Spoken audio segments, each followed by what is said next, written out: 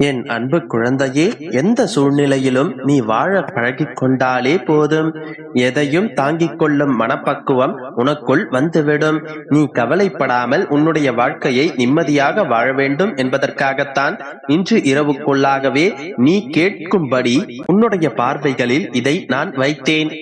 உனக்காக ஒரு மிகப்பெரிய மகிழ்ச்சி உன் வாழ்க்கையில் வந்து சேர்வதற்கு தயாராக இருக்கின்றது. ஆனால் அதற்குள்ளாகவே பல விஷயங்களை யோசித்து உன்னுடைய மனம் தடுமாறுகின்றதா? நீ தடுமாறும் இந்த நேரத்தில் பெருமாளே என்று என்னுடைய நாமத்தை உச்சரிக்க பழகு. நான் நிச்சயம் உன்னுடைய மனதிற்குள் புகுந்து கொண்டு உனக்கு ஒரு தெளிவை கொடுக்கின்றேன்.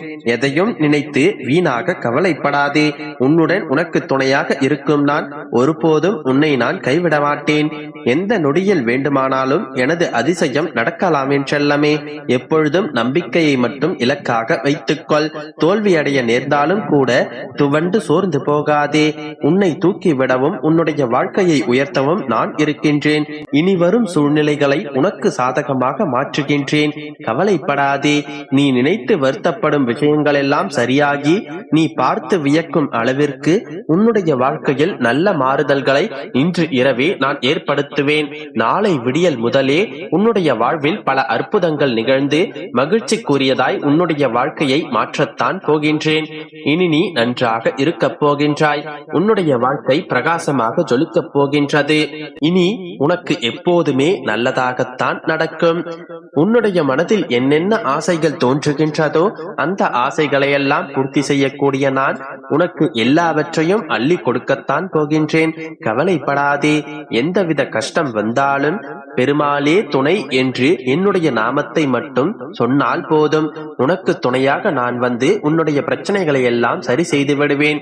இதோ உனக்கு நல்ல நேரம் தொடங்கி விட்டது என் செல்லமே. நானே உன்னை தேடி உன் வீட்டிற்கு வந்து விட்டேன்.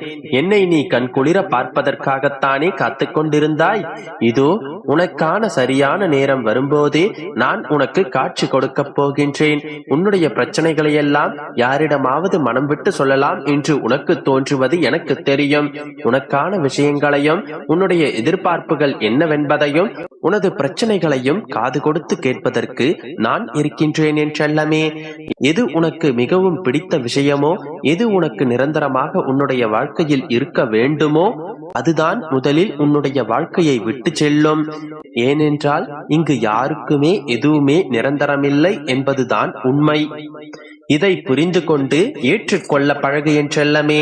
ஆனால் அதற்காக உனக்கானதை நான் ஒருபோதும் உன்னை விட்டு விலக்கி வைக்க மாட்டேன். மனிதனுக்கு பயம் வந்தால் மட்டும்தானே பக்தி வருகின்றதே. பயமும் கஷ்டங்களும் வந்தால்தான் கடவுளை நினைக்கிறார்கள். பக்தி வரும்போதுதான் வழிபட வேண்டும் என்கின்ற புத்தி வருகின்றது. புத்தி வந்து என்னை வழிபட்டு வணங்கும் போது அவர்களுக்கான விஷயத்தில் வெற்றி பெறுகின்றனர். வெற்றி பெற்றவர்கள் வசதி வாய்ப்புகளோடு வளர்ந்து கொண்டிருக்கிறார்கள். என்னுடைய குழந்தையான நீயும் அப்படி வசதி படைத்த வாழ்க்கையை வாழ வேண்டும் என்று ஆசைப்பட்டுதான் என்னை நோக்கி வந்திருக்கின்றாய். அதனால்தான் உன்னிடம் நான் உன்னை தேடி வந்திருக்கின்றேன். சில பேர் எப்படி இருக்கிறார்கள் என்று தெரியுமா? வசதி வந்தவுடன் ஆணவம் வந்து விடுகின்றது.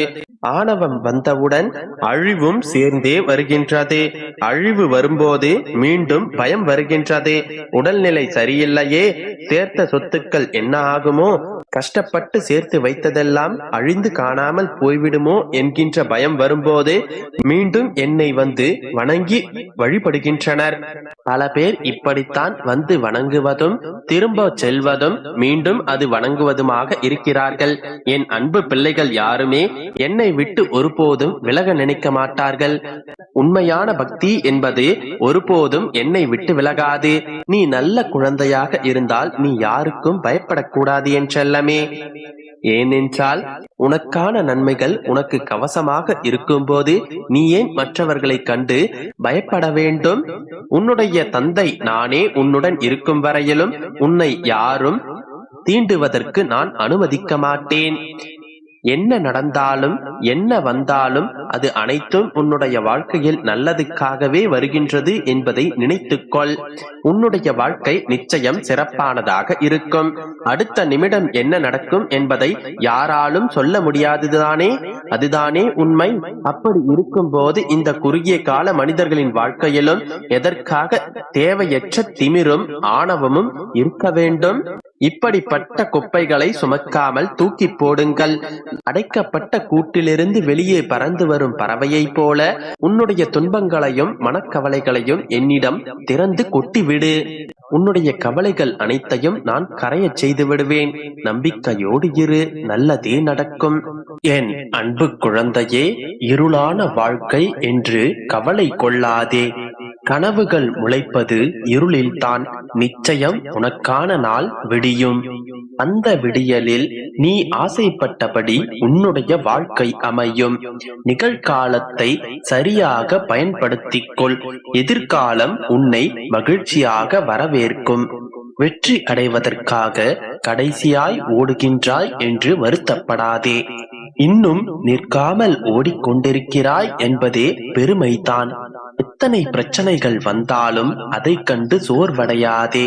மனம் தளராமல் அனைத்தையும் எதிர்த்து நின்று போராடு. தளராத இதயம் கொண்டவனுக்கு இவ்வுலகில் முடியாதது என்று எதுவுமில்லை. ஒவ்வொரு வழியும் ஒவ்வொரு பாடத்தை கற்றுக் கொடுக்கும். எதையும் எதிர்கொள்வேன் என்கின்ற மனநிலையே தன்னம்பிக்கையை கொடுக்கும்.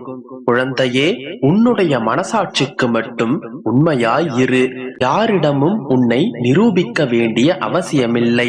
தொடர்ந்து முயற்சி செய்து கொண்டே இருந்தால் தோல்வி கூட ஒரு நாள் உன்னிடம் தோற்று போகும். அறிவும் திறமையும் எல்லோரிடத்திலும் உள்ளது.